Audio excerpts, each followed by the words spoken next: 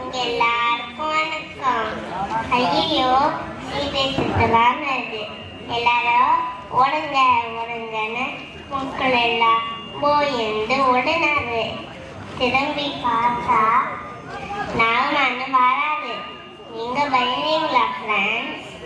அது சிறுமி பாட்டிக்கு கீழ்படிஞ்சு நாட்டுக்கு வராது. எதுக்கு வந்தாரு தெரியுமா? அதுதாங்க கதையே.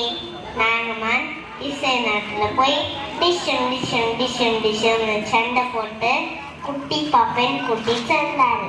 நாகமான் ஒழுங்கெல்லாம் இல்லையா புனா புனா தொழுமாய் பாவம் எல்லாம் நாகமான் ரொம்ப கலையாரு இருந்தாரு.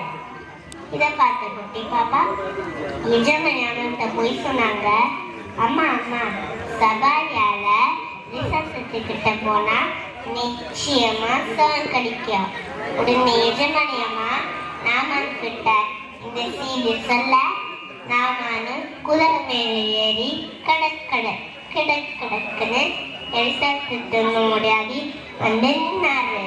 உடனே சேர்ந்து ஐயா இங்க போய் யோதா நதியில் 7 முறை மூழ்கிடுமோ சொன்னாரு.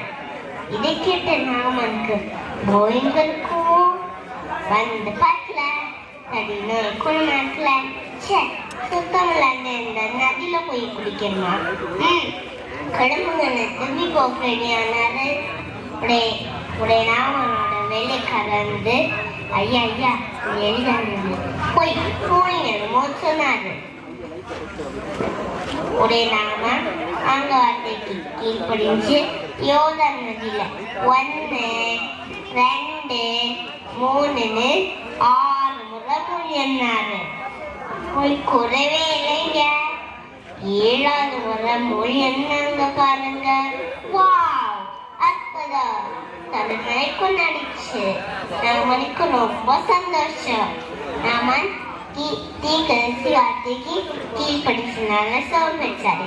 வேதம் சொல்கிறது, பிள்ளைகளை உங்கள் பெற்றோருக்கும் பெரியோருக்கும் கர்த்தருக்குள் கீழ்ப்படியுங்கள். இது நியாயம். ஆமாங்க, நாமும் நமது பெற்றோருக்கும் பெரியோருக்கும் கீழ்ப்படிந்து இடைவெளி நடக்குமா? நன்றி, வணக்கம்.